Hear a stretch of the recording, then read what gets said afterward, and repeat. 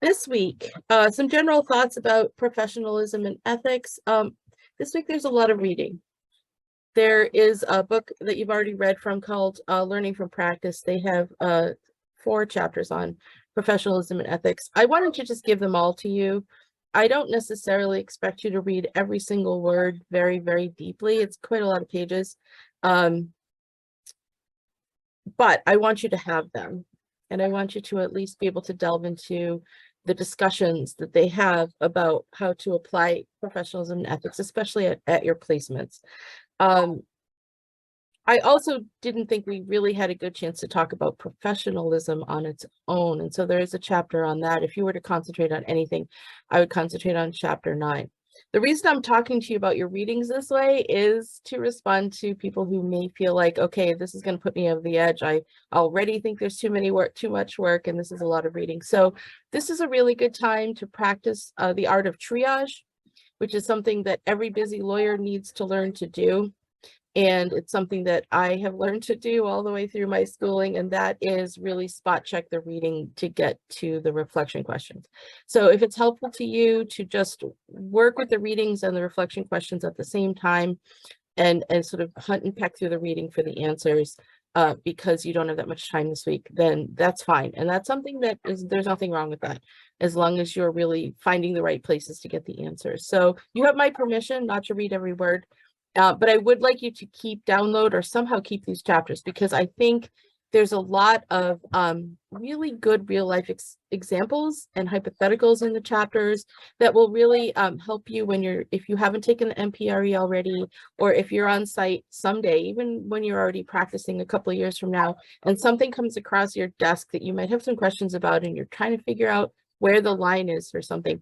The material in these chapters is really good. So, read them this week. You may go back to them at some point, and just know that they're there. Tuck them away and keep them for later. So the reason that we are coming back this week, even though we did cover sort of the main topics of ethics in the beginning, was you have had a little more time hands-on at your placement, and you have a closer relationship with your supervisors and the other people that you work with at this point. So when I first asked you questions about what you might project as ethical issues, you may not have really known how to answer that because you just got there. So now that we've been at our placements about halfway through the semester, you may have a different, deeper understanding of sort of what's going on, and you may be able to think about these topics a little better. So that's why we're coming back to it and taking a deeper dive into the issues. So I encourage you to, look at some of the fact patterns that show up in the readings. They tend to be in boxes, so they're easy to find. If there's one that is really kind of interesting to you, or one that you think, I'm not really sure how I would answer that, if you have a chance to bring it up with one of the attorneys at your placement or with your supervisor, that would be a nice topic of conversation, a nice way to get some of their advice from them in a very direct way. So it's not something they have to come up with to teach you. It's something that's a good prompt for them that would still give you some great training. So if there's one that you kind of would love to talk to them about, feel free to show it to them and say, hey, this came up in my reading. What do you think of this scenario? What would you do? Or what do you think is the right answer? And does anything like that ever come up here? Or what would be the equivalent here of this kind of a dilemma? And see what would happen, because this is where you start investigating sort of how these things play out in real life. So one suggestion on how to use the readings this week. So just a couple of thoughts on the actual topics of this week: professionalism and ethics. This was actually one of my favorite topics in law school. Where I went to law school, I went to Notre Dame Law School. They had sort of a thread, a theme throughout our whole curriculum, where no matter what we were learning, there was always a thread of sort of, is it the right thing to do? How does ethics come into this area of the law? And it was always a really interesting way to approach getting ready for this profession. And I thought it made us a little bit, sort of a little healthier, maybe in their mindset towards the profession. And I was really proud of that. And I think we have that in common at UB. I think UB is really good at that as well. And we actually really value civility and collegiality at UB and in Buffalo in general, and at in our alumni family. So I do think it's a wonderful place to become a professional and to have the right mindset in terms of being the best kinds of lawyers that we can be. So what do I mean by professional? And I'm going to separate the ideas of professionalism and ethics. I think they're two very distinct things. They're related because they're both about sort of being good, but professionalism and ethics are two different things. So you'll see this in the reading, and you probably have a good sense of this already, but what does it mean to be a professional? Not getting into the ethics rules just yet, but just when people talk about professionalism on its own. And there's a lot of ways to think about it. I'd like you to think about what you think it means for you. When you think about, are you a professional? Are you acting professionally? Do you have a high sense of professionalism as an attorney?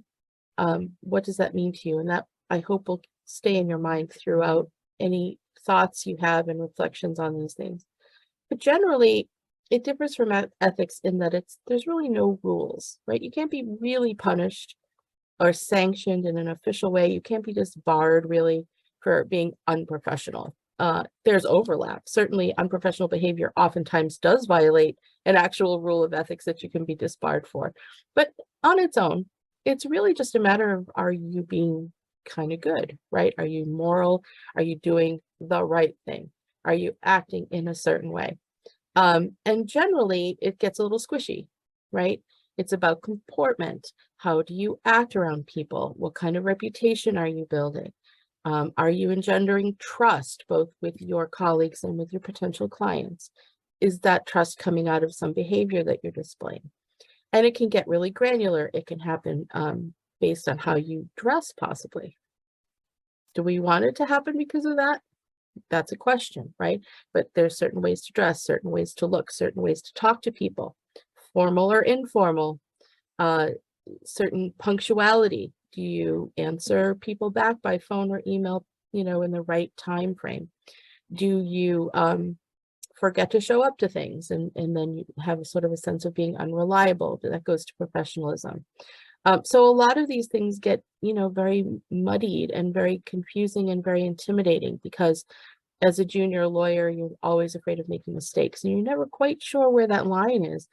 You may want to seem confident and call all of your new attorney friends by their first name immediately. But at the same time, you don't want to seem like you're being disrespectful. So there are a lot of judgment calls to make, and there's a lot of discernment on your part that you need to start developing. And so, for example, can you go drinking with your office? And if they're all drinking a lot, and normally among your friends, you would also drink as much as they're drinking, is it a good idea to drink as much as they're drinking and act with them like you would act with your friends? I don't know the answer to that, but it may be something that you want to start thinking about. It may be a case-by-case thing, but you have to start developing that spidey sense so that you know what you should be doing. And then what is the upshot then? What's the outcome? If you do overdo it a little bit, then what happens? How do you react to that? If your supervisor's family member passes away, do you have to go to the funeral? I don't know. These are the kinds of things that you will start thinking about in the area of professionalism. So think about professionalism in terms of not only just sort of rules that you should follow because they're right, but also how power plays into professionalism. Some people are allowed to do things that other people are not allowed to do. You have to sort of earn your right to act a certain way sometimes, and that may be just and right, and it may not be, but it may also be how it is. How does bias factor in? There's a lot of overlap with implicit bias when we're talking about professionalism. Some people get away with certain things that other people seem not to be able to. So, the other flip side is, when does your attempt to be super professional cross over into people pleasing? In other words, when do you get to stand up for yourself if your position is right but unpopular, or needs a little bit of force to communicate when you're maybe not sure if you can use that yet? So these are all things that, as you do the reading, as you're on site, as you have mentors and you have supervisors and people that you trust that you can ask these things, you will start navigating all of these pitfalls that come with your professional reputation. And finally, why do we worry about our professional reputation? Think about that. That may be part of your analysis, and think about how you're going to analyze the levels of professionalism that you have. So ultimately, you want to be somebody who is trusted. What is, trusted to do the work, trusted to, so the clients will hire you, trusted that your behavior does not undermine your credibility and your ability to be effective as a counsel. So think about it. It doesn't have to be just, I don't need people to like me. It's literally, will your behavior affect your ability to practice law? That's it. Will you win the cases for your clients, or represent them adequately? Or will your own personal comportment get in the way of that? On the other hand, will the fact that you are impeccable in your professionalism make you the best possible bargain for your client, because they know when they hire you or when you represent them that they are getting someone who everyone implicitly trusts, or everyone's, that your reputation for being a fabulous attorney who's always right will carry you forward. So how is that going to work, right? What does that look like to you? That's part of your professional development and developing your professional identity. So think about those things as you're looking at the reading, and think about the hypotheticals. So we are, lawyers are sort of the fabric of society, if you think about it, right? The trappings of what keeps us together, whether it's, a farmer whose goat wanders into the neighbor farmer's yard and they fight over it, or writing a constitution from scratch. Lawyers sort of keep it all together. So if something happens to the lawyer's ability to do the right thing, all access to justice collapses. So this isn't just us saying, oh, you should be nice, or there's some rules that are kind of random. There's a lot at stake when we're talking about being professionals. So, and then obviously for your own selfish reasons, or for your own self-interested reasons in your career, the better reputation you have, the better you're going to do. So professionalism is a very interesting topic. So I hope you will enjoy delving into that, and it's not going away. It will follow you your entire career. Ethics we've touched on before, so I don't have as much to say about the ethical rules, because you'll take ethics as a course. So this is not your only source of that. You may already have taken it. Some of you may have taken the MPRE already, and that is the test on ethics that you have to take for every jurisdiction to be a member of the bar. You have to get a certain score on that to be able to be sworn in. So I'll just say a few things about ethics in general. Ethics are the rules. They're the rules of behavior, the rules of, if you will, sort of what should be done, what is the right thing. They cover areas that probably, maybe we don't need to be told, but they need to be written down. So, keep your client matters confidential. Do not tell other people things that someone has told you in confidence. Do not represent two sides of the same matter, because, you won't be able to be impartial. They're not that, they're kind of obvious, right? So, but there's a lot of nuances.